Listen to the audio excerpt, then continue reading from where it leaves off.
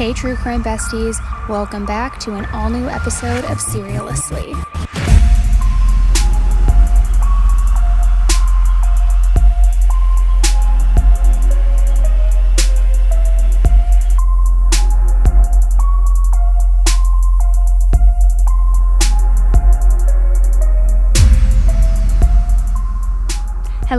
Hello, and welcome back to an all-new episode of Seriously with me, Annie Elise. And today I wanted to revisit a case. There has been a lot of talk lately about the Ellen Greenberg case. There was a Hulu docuseries released called Death in Apartment 603. There has been new information that unfortunately, once again, her death has been ruled as self-harm, which I know so many people do not agree with who have been following this case closely and who watched the docuseries. And whether you're new to the case or you have been following it for years, the reason I want to revisit this case is because I watched the docuseries, and while I thought it was incredibly well done, there was a lot of information that I think was left out. And I get it. I think it's for legality purposes. They are trying to be very careful. They're a huge network. But there is this whole other angle about politics and involvement and connections with Sam, Ellen's fiance, and his family members. And in this episode that I've been following this case for years. Maybe I need to back up and say that. I've been following this case for years, and I first covered it years ago. I covered it again last year, and Ellen's parents actually joined me for that episode and answered a lot of our questions and shared a lot of details with us. And it's something that has been on my radar for a long time. So in this most recent episode that I had done with Ellen's parents last year, I talk about a lot of those political connections, and I talk about a lot of the shady things that do not add up and certain details like that. So when I saw the Hulu docuseries come out, I was kind of like, why didn't they touch on that? It's such a big component in this, at least to me and a lot of other people who have the full scope of what has gone down in this case. So I wanted to take this opportunity to revisit that episode, to share it with you guys again. And I released it a few weeks back on my actual podcast feed, but I wanted to release it now here on YouTube too, just because I don't think that Ellen or her family has received justice. The medical examiner did go back, review it once more time, but they came to the same conclusion that this was self-harm, and it does not feel like justice. And now that it has been reinvestigated and redetermined once again, I think that the likelihood of it being reexamined ever again in the future is probably very slim, which is awful to think about and just heartbreaking to think of her parents who have been fighting all of these years for justice and answers. So I guess my point in putting this out again is to tell you the full story, the stuff that Hulu left out, the stuff people haven't talked about, to see if there's any sort of way that we can get louder and we can get justice for Ellen. Because I will say, out of everyone that I have talked to professionally in this space, friends of mine who have been familiar with the case or watched that docuseries, not a single person I have talked to thinks that Ellen has done this to herself, okay? So I don't know. I wanted to revisit this, let you guys hear all of the information now with fresh ears, fresh eyes, and tell me. Let me know in the comments, sound off as you're watching, what do you believe? Who do you believe is responsible? And maybe there's something I'm missing. Maybe Ellen really did do this and I'm just too caught up in thinking that something nefarious went down. But in my gut, I don't believe that. So we are going to revisit Ellen's case now. Hey guys, today's video is sponsored by Matchmasters, but it also comes with an awesome giveaway. So get this, Matchmasters is a free match 3 game where the goal is simple. Match 3 pieces of the same color or shape and score higher than your opponent. And you can play live against friends or people all over the world. You can also just jump into a solo game mode when you want to just play on your own, which is personally what I like to do, especially because my schedule can be unpredictable. But there are tons of boosters and perks to help you score more points.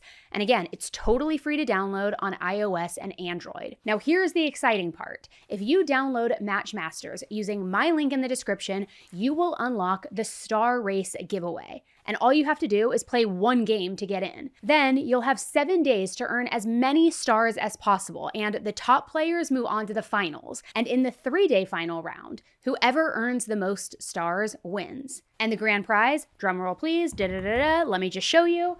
The winner will take home a pair of AirPod Pros as well as a Dyson Airwrap. I mean, come on, some pretty great prizes. But remember, you have to download using my link to be entered. And I am telling you, it is so much fun. I play this anytime I get a second to do it because it's just like, I love the healthy competition. I love using my brain to get the puzzles matching together. I like just trying to be faster than everybody else. You can see I've got it right here on my phone, and it is just super easy to pick up and play. Personally, like I said, I love playing solo when I want to just like zone out and relax. But if you are more competitive, you can definitely jump in and play live against other people. Sometimes I feel a little bit like that. I'm like, no, let me just like see how fast I really am. So huge thanks again to Matchmasters for sponsoring today's video. Download it now for free using my link in the description, join the star race, and good luck. I can't wait to see who wins the AirPods and the Dyson Airwrap. I've got them all right here, ready to go. So good luck.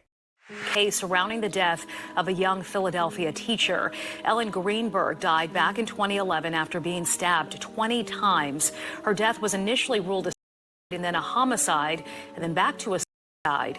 Now, Guy DeAndrea, a former assistant district attorney who worked on the case, has doubts about her death. Greenberg's family believes she was murdered. Boy, oh boy, do we have a mega crazy case to talk about today, guys. It is one that is extremely controversial. There are a lot of opinions on both sides of this. It's one where there's, allegations of conspiracy, corruption, cover-ups, all sorts of different things. And it's a case I've actually been covering for quite a few years and researching for quite a few years, to where I feel like even in all of the information that I have dug up and gathered, I feel like it's pretty clear what the truth really is in this case. So I don't understand how there is so much division, yet there is, and you'll understand why as we get into the details. Now, Ellen Greenberg was a 27-year-old first grade teacher living in Philadelphia. She was well loved by all of her students, her friends, her family, her colleagues. She was really just known for her caring nature and also for her dedication to teaching. But as a result of her passing, she brought a lot of people together. Now, Ellen was also engaged to Sam Goldberg. Their wedding was planned for August 2011. So by all accounts, Ellen, at just 27, seemed to have a really bright future ahead, one full of love, marriage, a professional career that was just on the upswing, all sorts of great things happening in her life. However, beneath the surface, something darker was brewing. Something that would ultimately lead to one of the most perplexing and controversial cases in recent history. What's the truth of what happened to Ellen Greenberg? As a reminder, everything in this episode is either sourced from court documents, footage, testimony of family members, or it's my opinion only, so as always, please form your own opinions and do your own research. On January 26, 2011, Ellen started her morning like any other morning.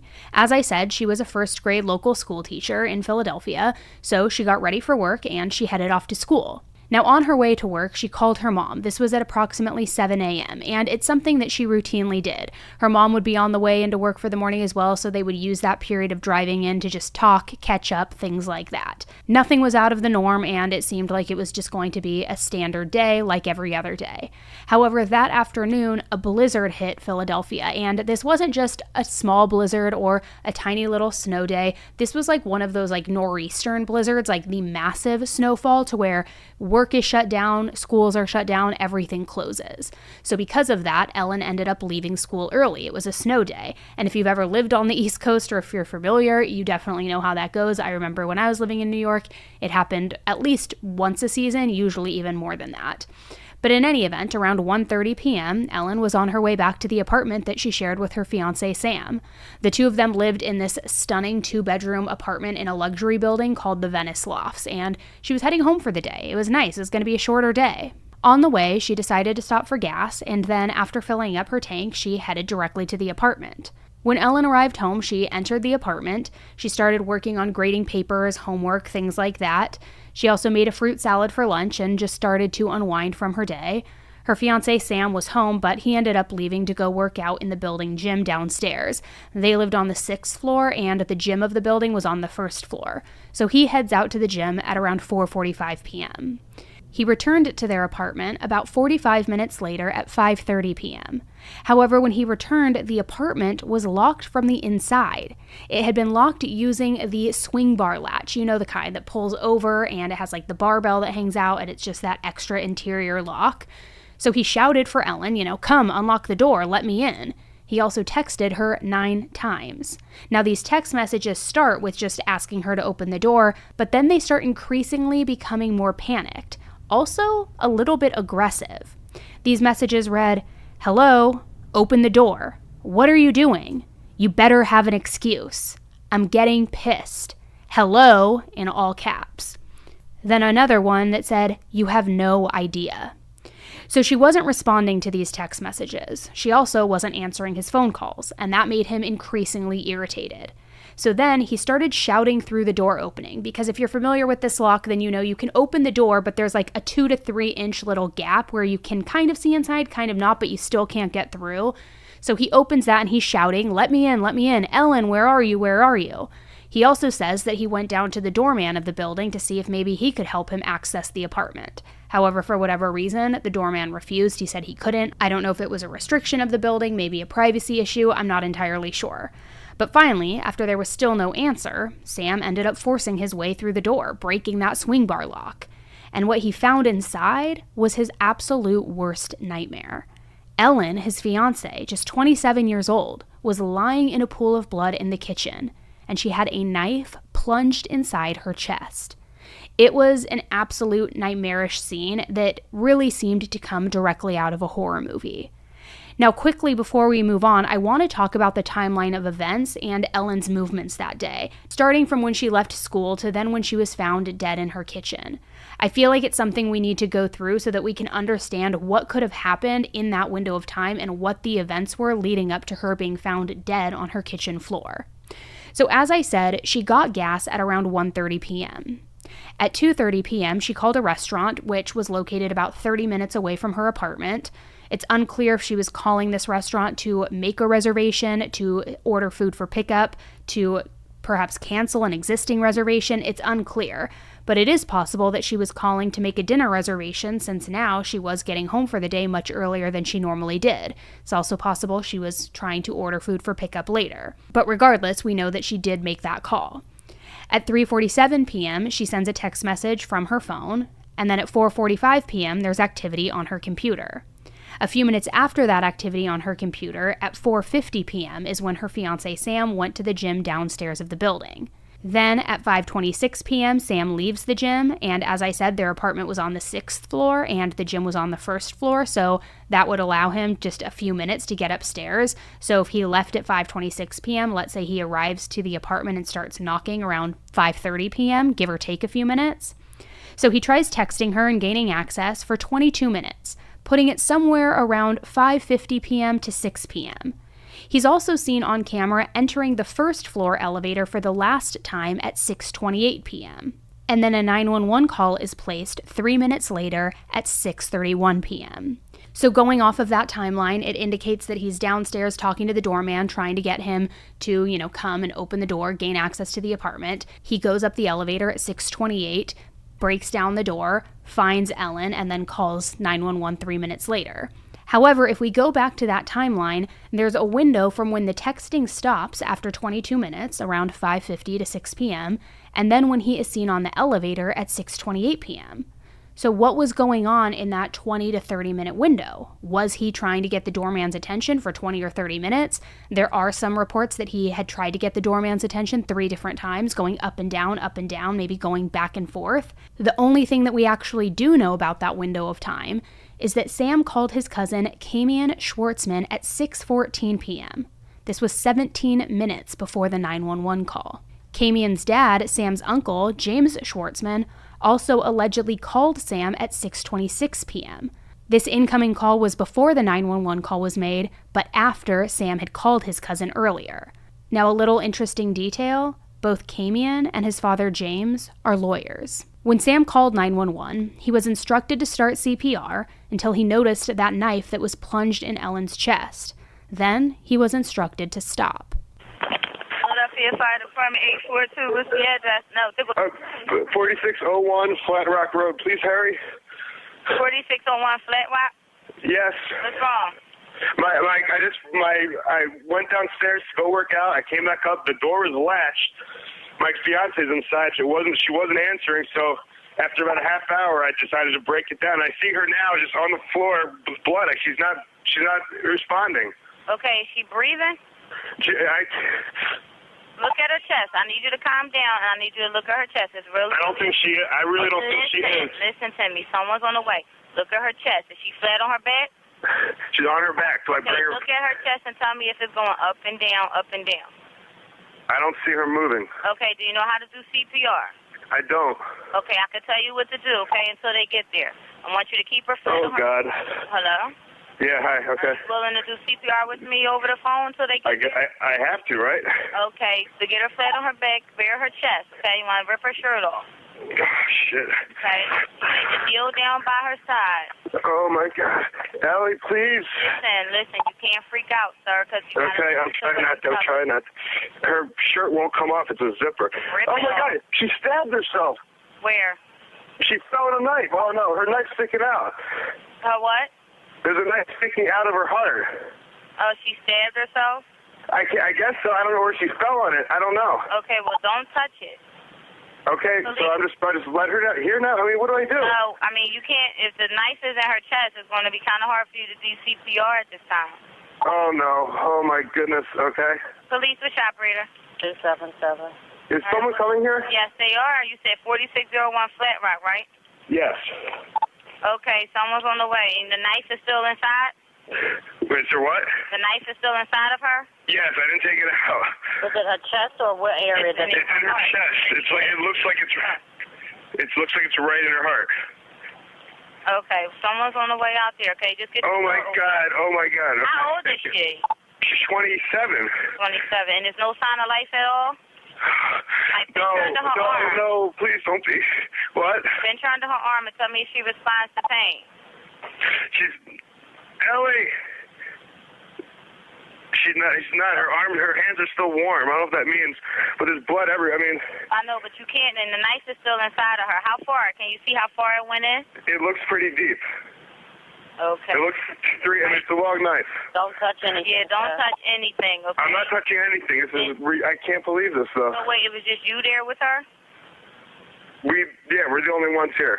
And she ran in the door, you said latched it shut? No, I went downstairs to work out, and when I came back up, the door was latched. Oh. Like, it was, it wasn't like, it was like locked from the inside, and I'm yelling, and I'm was yelling. Your house broken into? No. So there's no sign of a break-in? No sign of a break-in at all. I mean, there will be when you get here, because I had to break the latch, but to get in. Okay, 4601 Flat Rock, and this is a house, right? It's an apartment, Flat Rock, apartment 603. Okay, that'll help. Apartment 603. Oh my God. All right, thank you. Mm-hmm. Bye. What I do find interesting about this call is that Sam says that she was on her back, that he can't get her shirt off. But if that's the case, he didn't notice the knife that was sticking out of her chest? Now, in another detail, just referencing the timeline, Camion arrived at the apartment 3 minutes after that 911 call was made, at approximately 6:34 p.m. So the EMTs arrived pretty much immediately, just 5 minutes after the 911 call was made, and they discovered that not only did Ellen have this knife in her chest, but she had been stabbed 20 times. That wound in her chest was just one of 20 different stab wounds that were discovered on her head, her neck, her back, and her torso. One of the stab wounds to the back of her head was actually so deep that it penetrated her brain. There were also 11 bruises on her body, all in various stages of healing. They were located on her right arm, her abdomen, and her right leg. There was clearly nothing that the EMTs could do to save Ellen at this point. So at approximately 6:40 p.m. that evening, just a few minutes after arriving, Ellen was pronounced dead. The EMS who pronounced Ellen as dead made a comment on the scene about needing to get back to the station, knowing that they would need to be interviewed by the homicide team, given this horrific crime scene. So as the police began investigating the crime scene, they ended up finding no evidence of an intruder. The 6-story apartment could only be accessed from the front door and from the exterior balcony, but there was a complete fresh layer of snow outside from that snowstorm, and it was completely undisturbed. No footprints, no movement, nothing. Officers also noted that there was nothing to suggest that a robbery had taken place. There were plenty of valuables still visible all around the home. So the question that immediately arose, of course, was who could have committed such a heinous, horrific murder? But as the investigators began to piece together the scene, the case took a very strange and unexpected turn. So the investigators are going through the scene, trying to comb through all pieces of evidence. And given the violent nature of the crime, the initial suspicions, of course, naturally turned toward homicide. However, that locked door presented a very complex and bizarre situation. Because how could someone have murdered Ellen, but then locked the door from the inside, leaving absolutely no trace of them leaving, no trace of their escape?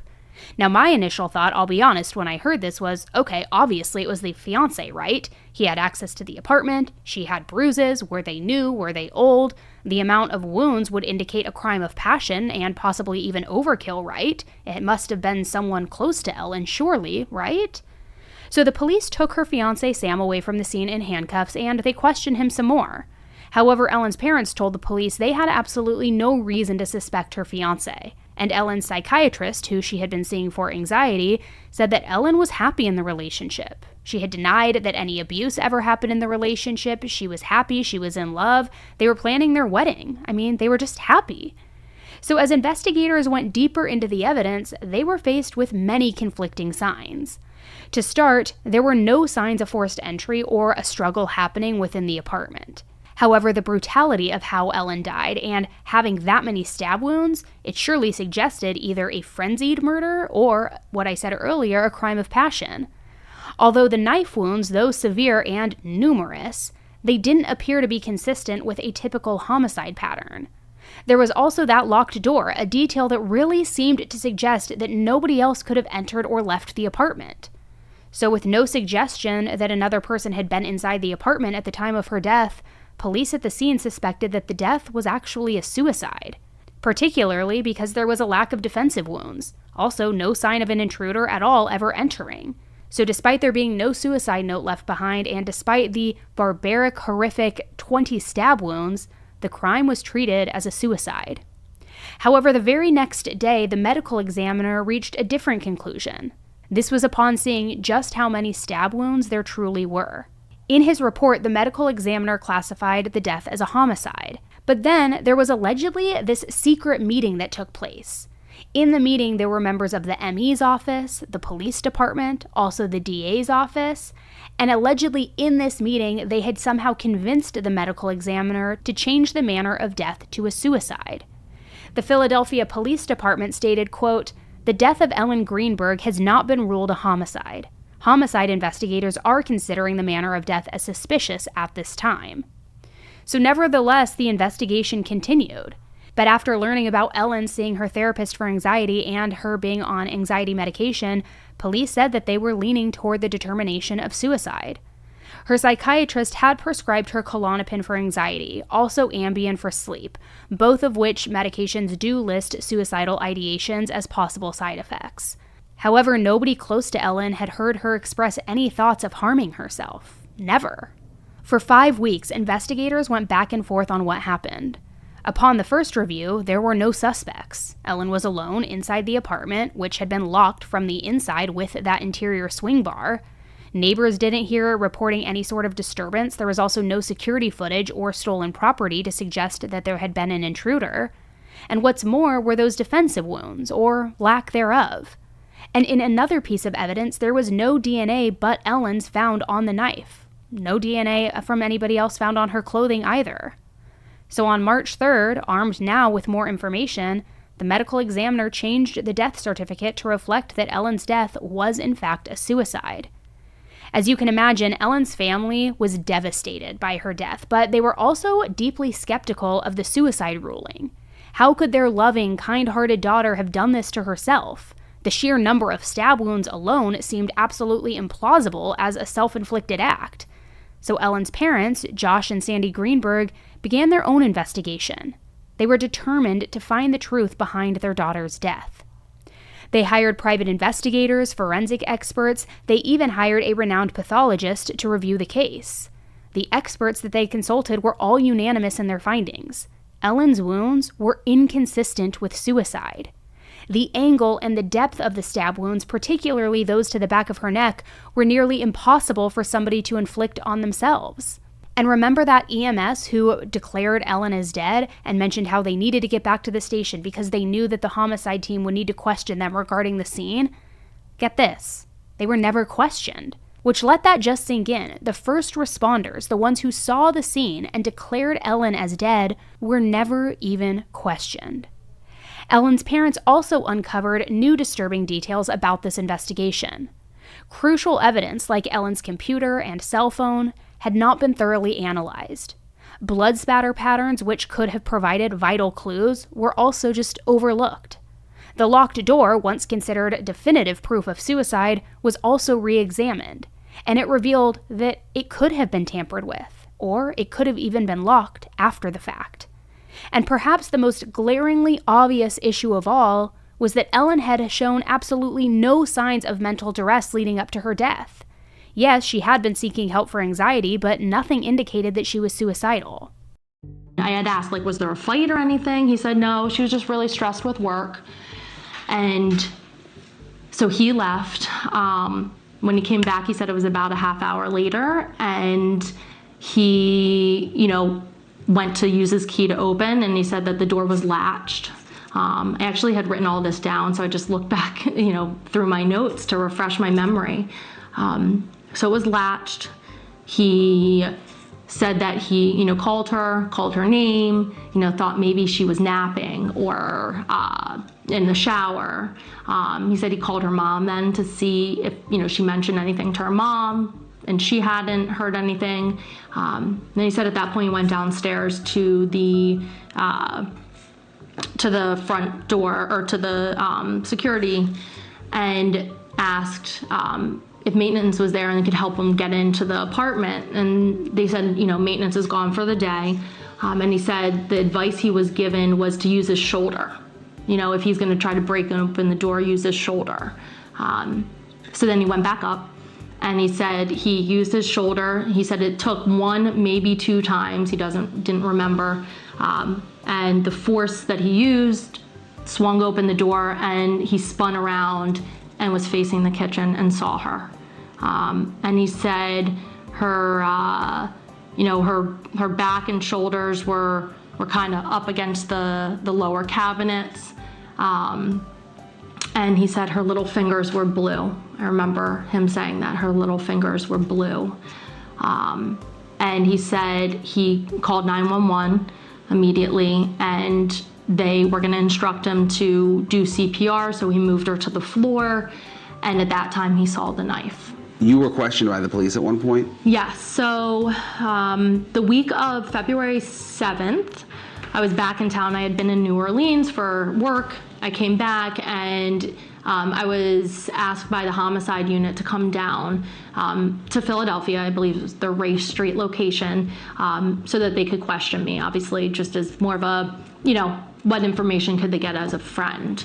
And I was interviewed by there. It was the strangest feeling to be in there, because I'm like, this is not my life. What am I doing here? I remember just feeling like they didn't care what I was saying. It was almost like they were checking the box that they had me there. And at one point he even said, "Are you trying to point fingers here?" And I said, "No, I'm just answering your questions and giving you the information that I know. I'm only giving you fact." So, yeah. So did you feel like they had already had their mind made up about what happened? Yeah. This was like, I have to just do this. Let me get this over with. Like, I didn't feel like they were interested in what I had to say. And again, not that I wasn't there that day, so I have no information of what happened, but I knew what he had told me, and I knew who, Ellen was, and I, knew a little bit about the apartment. I knew a little bit about their routines, but they had no interest in hearing from me. Yeah, so now records are coming out. Is there any documentation of your conversation with police? Nope.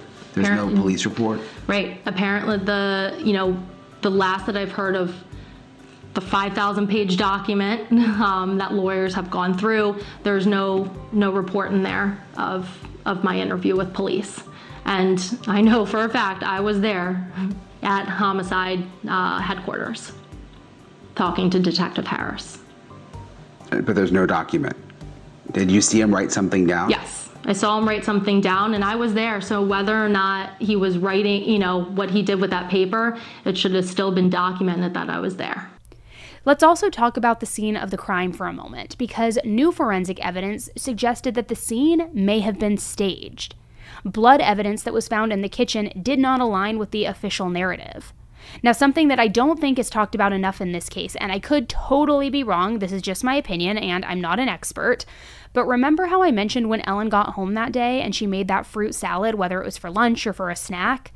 Well, in the crime scene photos, you can still see remnants of that fruit salad and scattered parts of it on the kitchen counter, right above Ellen's dead body. Now, I understand people who are suicidal may not always be thinking rationally, but in all of the cases that I've covered, I have never seen or heard of somebody making a meal before taking their own life and not eating the meal. So believing that Ellen committed suicide would also mean that you believe that she made herself lunch in the kitchen, chose not to eat it, and instead chose to grab a knife and stab herself 20 times, stabbing herself in the torso, the back of her head, the neck, her spine. Such deep stab wounds, too, that it penetrated her brain. I mean, it doesn't really align, right? I'm not a detective, and this is me just theorizing here, guys, but doesn't that scene feel more in line with somebody either catching Ellen by surprise, or maybe even perhaps blitz attacking her, and say grabbing a knife because it's nearby from maybe cutting a fruit salad, and the perpetrator grabbing that as a weapon to murder her in this overkill, crime of passion type of way? Which, by the way, if you look at the knife that was used and that was plunged into Ellen's chest, it certainly aligns with a knife that would be used to cut this fruit salad, the one that she made for herself to eat. So was the knife conveniently on the counter for whoever used this, or did Ellen just have a change of heart and instead of eating the snack that she had just cut up, she decided to plunge the knife into herself 20 times? Despite the growing body of evidence suggesting that Ellen could not have killed herself, authorities remained firm on their conclusion. The case was closed as a suicide, leaving the Greenbergs in a state of just extreme frustration and anger. And for over the past decade, Ellen's parents have spearheaded their own investigation, even hiring an attorney to help them file a lawsuit against the medical examiner's office, all so that they will change the cause of death to homicide. She was afraid of pain and she was afraid of blood. So to try to accuse her of committing suicide with a serrated knife, and there were straight edge wounds that were also found, which means there may have been more than one knife involved, and there may have been more than one person involved in her murder. But we haven't had an investigation, a legitimate one, so the jury's still out on what really happened to Ellen. They found 2 neuropathologists to review the autopsy report, also to examine the brain tissue samples from Ellen that were retained by the doctor who did the autopsy. And both of these doctors agree that the evidence shows that suicide is not even a possibility. Fast forward nearly 8 years, and on March 15th, 2019, the Philadelphia Inquirer released a front-page investigative report reviewing the suspicious circumstances surrounding Ellen's death. A well-known Pittsburgh forensic pathologist also reviewed the case and determined that it was, quote, strongly suspicious of homicide. They also stated, quote, I don't know how they wrote this off as a suicide. Similarly, a forensic scientist reviewed the case files and concluded, quote, the number and types of wounds and bloodstain patterns observed are consistent with a homicide scene. Now, one significant point of contention was the stab wounds that penetrated Ellen's brain. One of the doctors who examined the file wrote that the stab wounds to the brain and the spinal cord would have caused such severe pain, also cranial nerve dysfunction, and traumatic brain injuries. The original medical report stated that a neuropathologist determined that there was no such wound, though.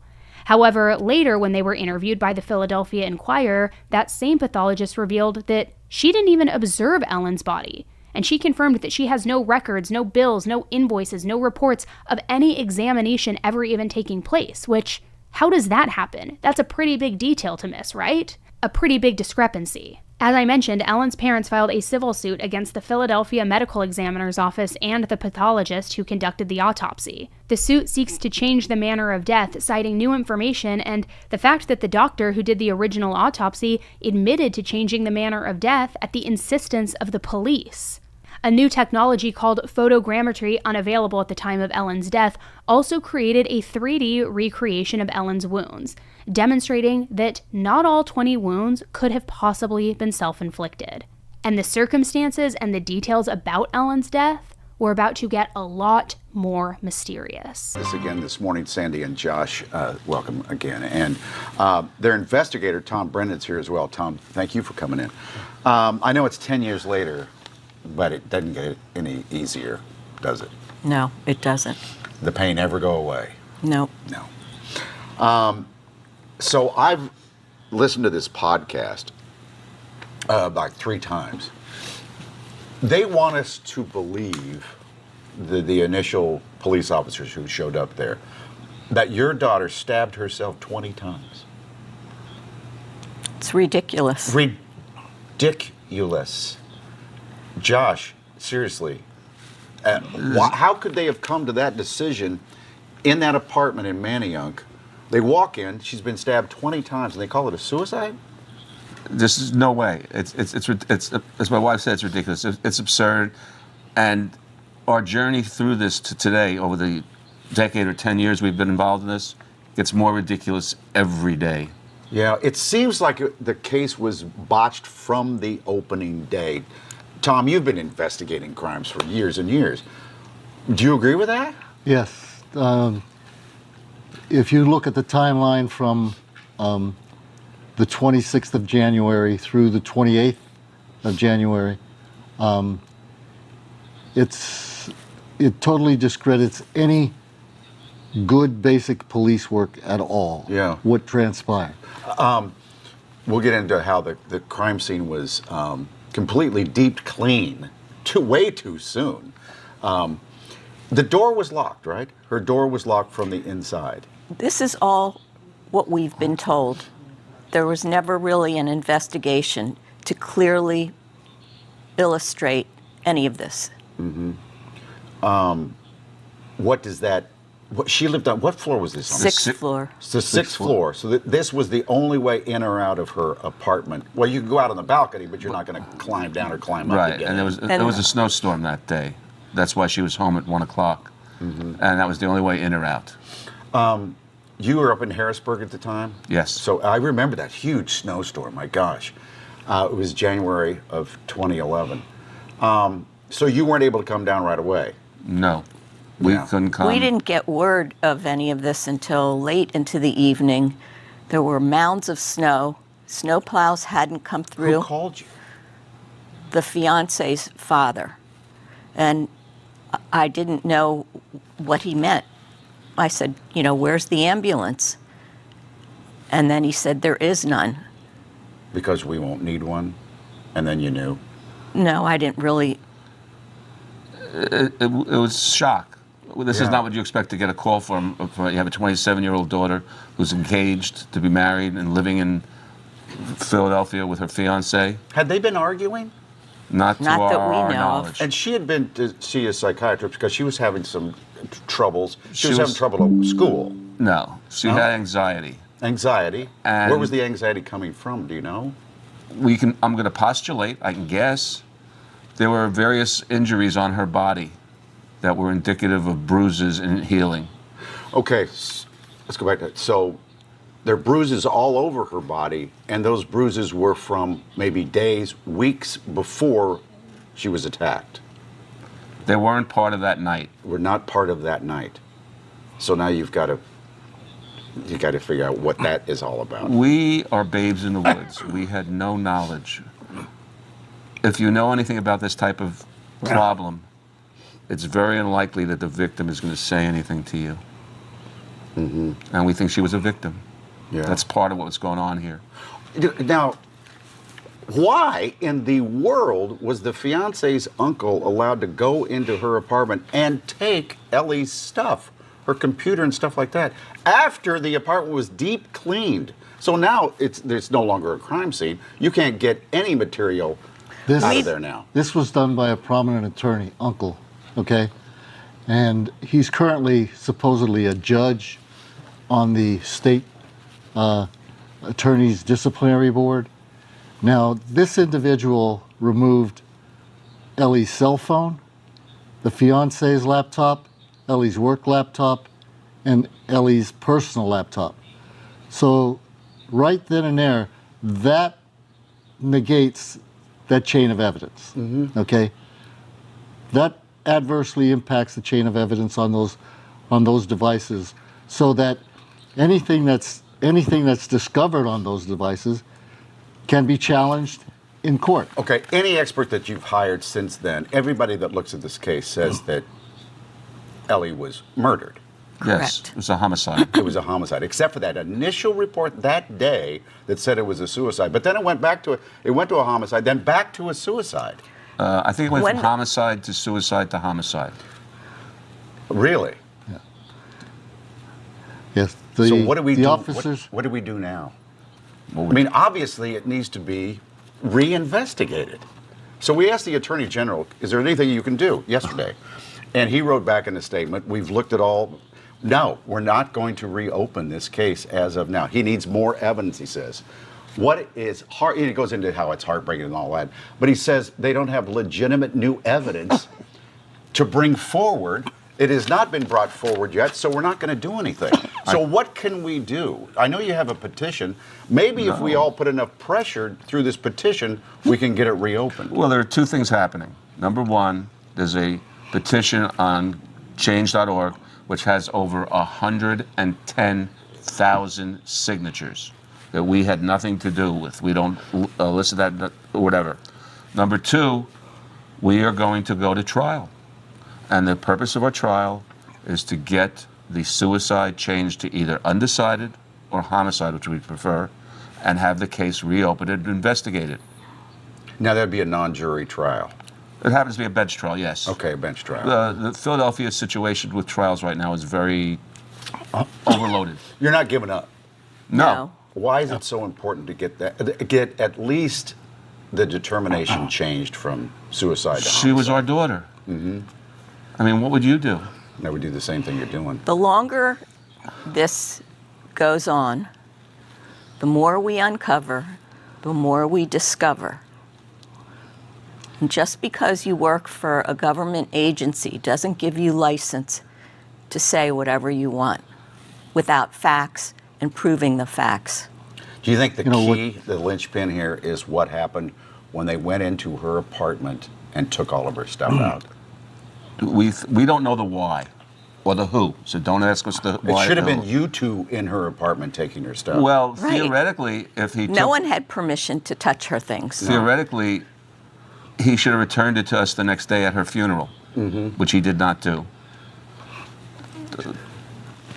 this statement by the Attorney General's office is vile. Why do you say it's a lie? Can you put it up again? It's a lie. In 2020, under growing public pressure and new evidence brought forward by Ellen's family and independent experts, the case was reopened for further investigation. The decision came despite receiving a deposition from a medical expert who noted that many of the nearly 20 stab wounds showed no signs of hemorrhage. This suggested that Ellen was not even alive when those wounds were inflicted, and that these wounds were inflicted post-mortem. Which, for you true crime sleuths, you know that if they're post-mortem, that means that they were done after Ellen was dead, and that Ellen could not have done them. Plus, there were several other details that they believe indicated this was a homicide. If Ellen had planned on killing herself, why had she filled up her gas tank after leaving school? She certainly wouldn't need a full tank of gas for any reason. Why had she not left a note? Why was that half-finished fruit salad she made after getting home from school found on the kitchen counter above her body? And moreover, if she was intent on taking her life, why had she chosen to stab herself? And why had she done so through her clothing, something that one expert noted as very rare in cases of suicide by stabbing? That in the rare occurrence that somebody is going to take their own life and choose stabbing as the method, that very rarely are they clothed, and that they usually do it when they are nude to ensure that it fully penetrates and that it is a fast process. Also, how would she inflict those wounds to her back, her head, and her neck? How would she have the physical strength to inflict all 20 of these wounds too, and continue to inflict them even after the stab wounds that went to her head and her brain, which certainly would have debilitated her, right? And taking a step back, and this is just my opinion, but thinking through that, if you're stabbing yourself 20 times in the torso, the back, the head, certainly one of those is going to either strike a nerve, be so painful to where you can't continue with this frenzied attack on yourself. And they have reports suggesting that she wouldn't have been able to inflict all of these. Not to mention the report which said that these even happened post-mortem. Not to mention the location of the wounds. 10 to the back of her neck, 1 in the scalp, 8 times in the chest and the abdomen. Now, I will say, some people out there who believe that this was in fact a suicide say, stop with all the conspiracy theories. The multiple knife wounds are consistent with a suicidal person who is, testing their ability to go through with it. There's also no forensic evidence that ties Sam or anybody else to Ellen's death. There's no blood seen on Sam. There's no bloody clothing. It would be very difficult for Sam to murder Ellen, stage the scene, possibly move her body, clean everything up, and not leave any sort of evidence or DNA behind, all in a window of 30 minutes to an hour like we were talking about. Also, in a lot of the cases that we cover, when there is a stabbing involved, we know that especially if it's a mass stabbing, there is a lot of blood, and that typically the perpetrator's hand will slip on the blood, and they will sometimes cut themselves, whether it's on the hands, on their legs, whatever it is, when they're going through that up and down motion. But there were reportedly no cuts on Sam's hands. However, if you're like me, and like a lot of other true crime people out there, there's probably still some suspicion that the fiancé might have been involved. Something might still be creeping around in the back of your mind. We know that they were engaged, and her psychiatrist and her parents said that they had no reason to suspect that she was unhappy or that there was any sort of domestic violence in the relationship. Yet, according to Ellen's father, she had told her parents about a month earlier that she wanted to move home. So, could there have been trouble in paradise? The only issue that she was having is she was complaining that she had she was overwhelmed by the workload. But that was bullshit. That was the excuse. Ellen wants to come home, and we don't know why, and she said that was the reason. But when Ellen passed, the teacher that took over her position said everything was in perfect order with Ellen's teaching and everything, and grades and everything. So there was no problem with her responsibilities to her job. Something else was happening. And think back to those text messages that Sam had sent Ellen when she wasn't opening the door that night after he returned from the gym.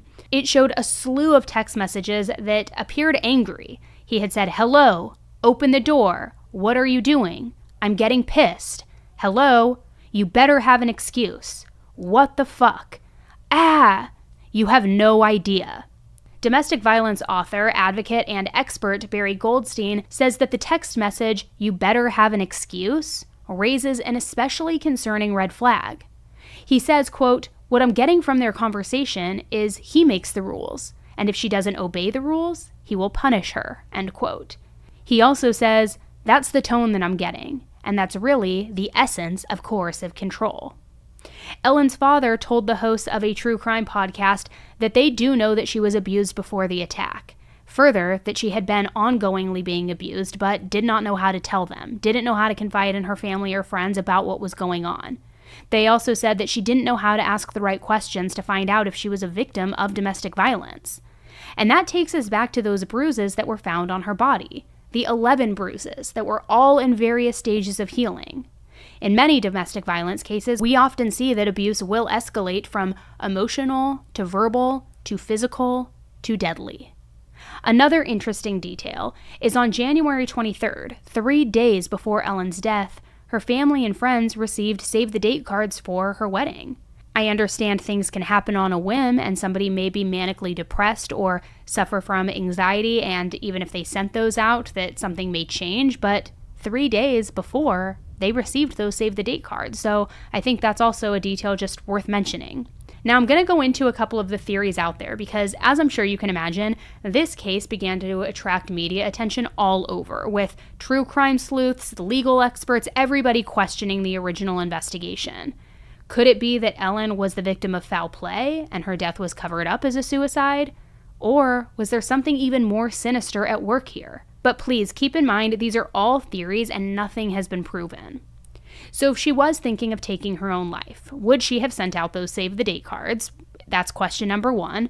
Her dad also said that she expressed wanting to move home, and we know that she recently had started suffering from anxiety, along with those mysterious 11 bruises. Could it be that Ellen had a discussion with Sam inside their apartment that afternoon, maybe informing him that she was leaving and perhaps that she wanted to call off the wedding? Could this have angered him?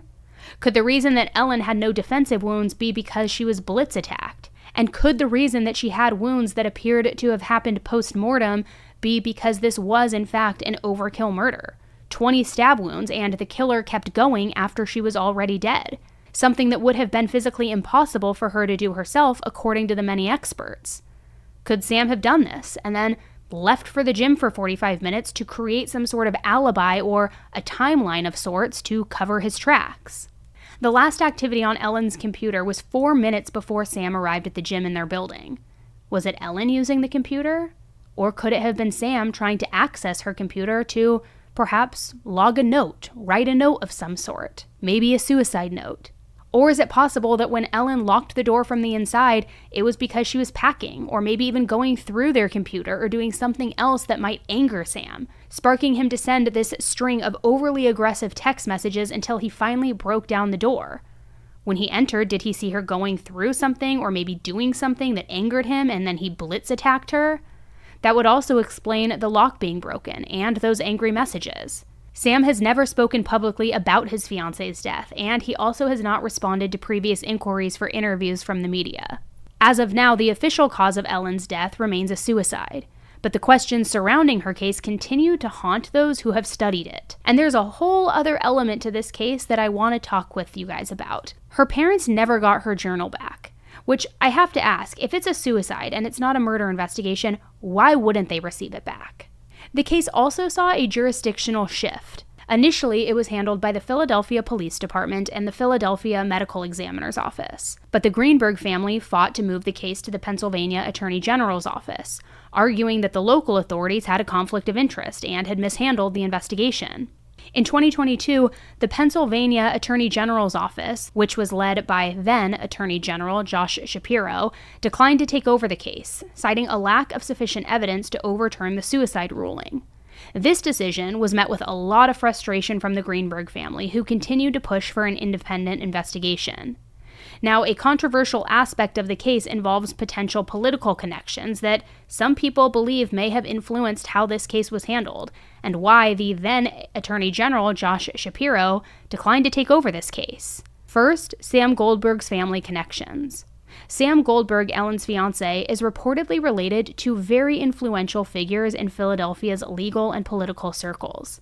This has led to concerns that these connections might have affected the investigation into Ellen's death. Some people also think that the Attorney General, Josh's decision to not reopen the case despite the new evidence that was presented by Ellen's family might have more reason behind it.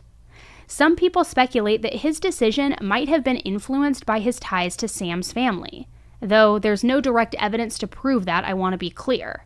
However, remember his cousin's father, who is a lawyer, and called him 5 minutes before Sam called 911? There's apparently a connection there.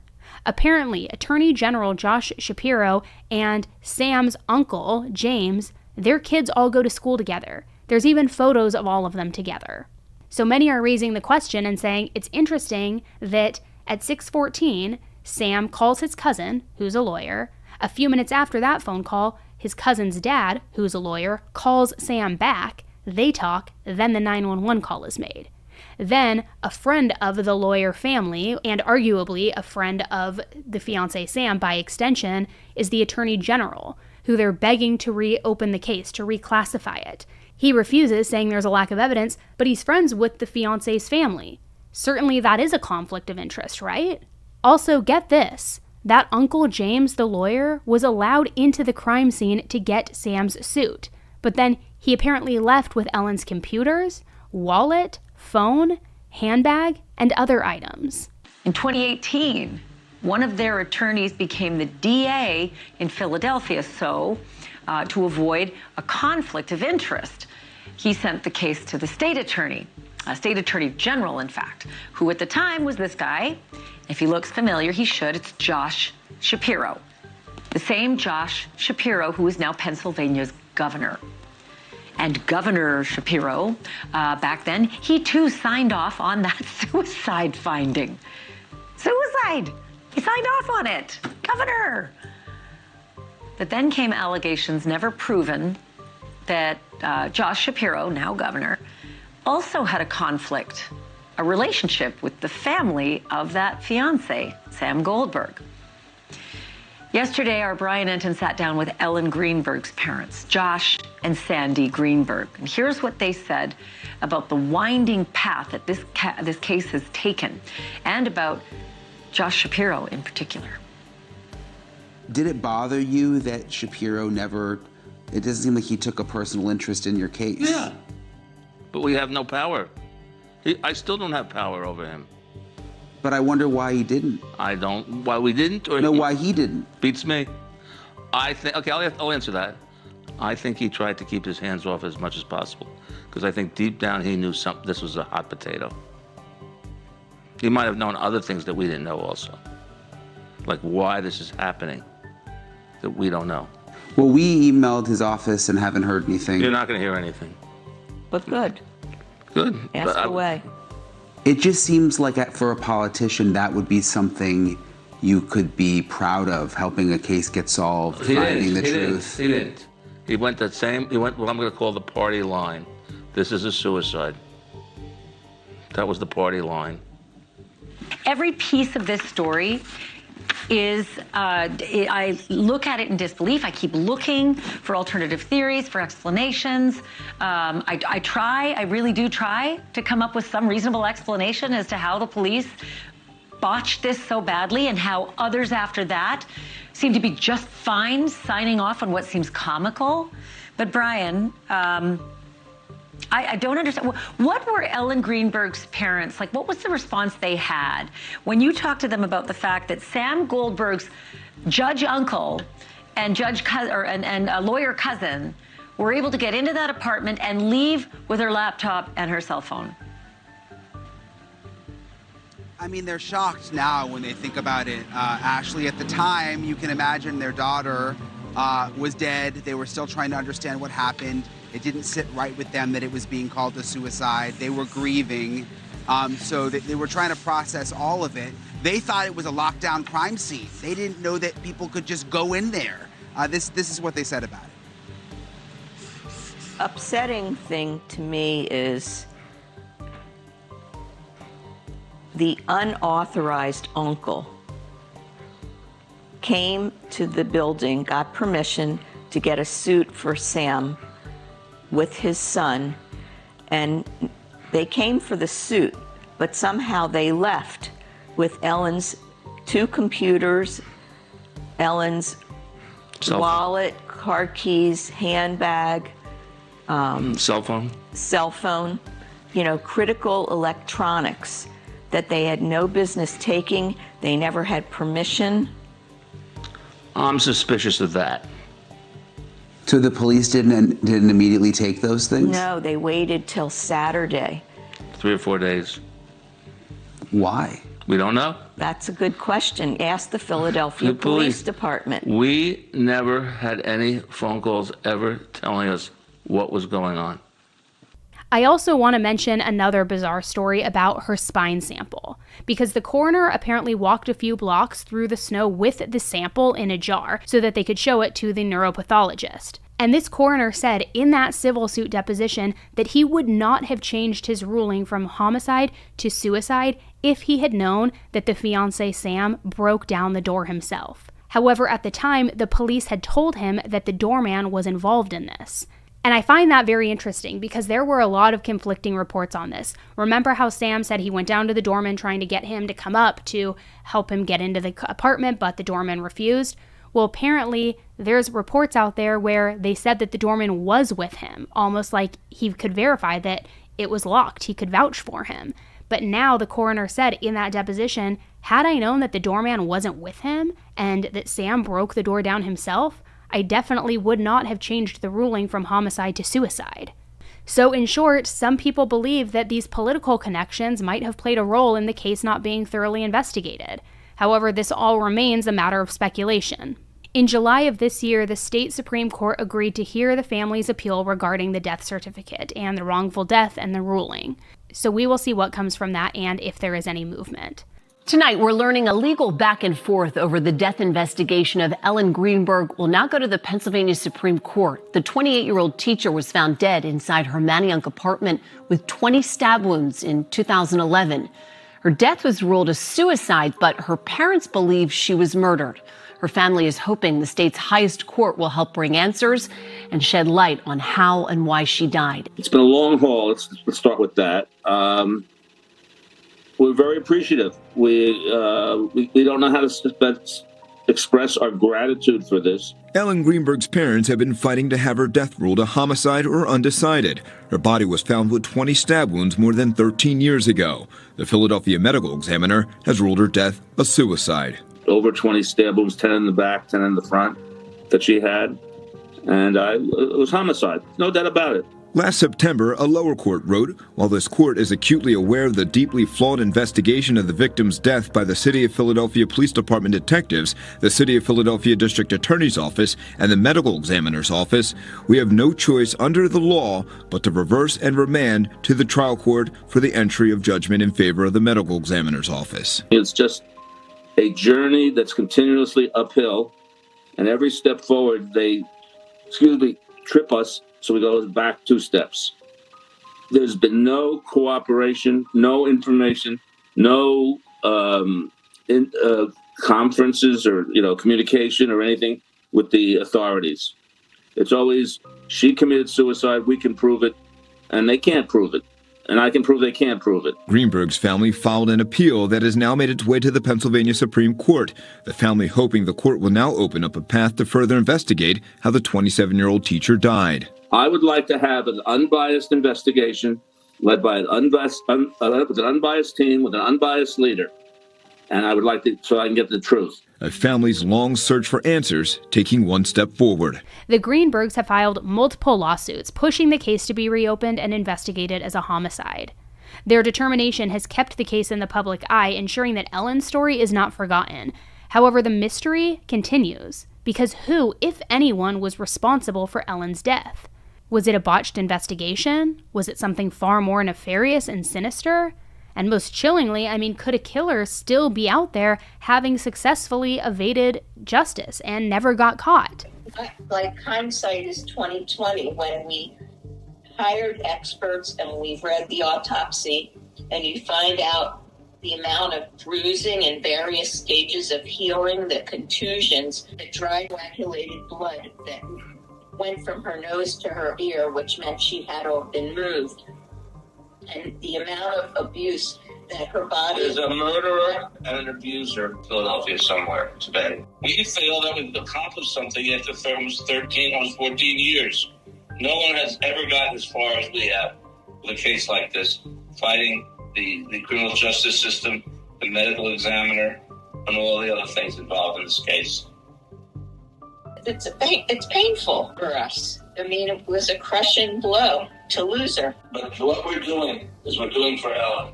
Homicide detectives hate to admit it, but there is a way to get away with murder. Make it look like a suicide. And what's worse is it's almost impossible for victims' families to legally challenge a manner of death ruling by a medical examiner or a coroner. So what do you guys think? Did you watch the Hulu docuseries? Have you been following this? Based on all of that information, based on what her parents shared with us, what do you think the truth is? Let me know in the comments below, and hopefully we can get justice for Ellen at some point. It seems hard and a little bit daunting and unlikely given the new circumstances, because just a couple of weeks ago it was once again, as I mentioned, ruled self-harm. But maybe there is still hope. So let me know what you guys think. And thanks again for tuning in. Until the next one, be nice, kill people, and just take care of your loved ones.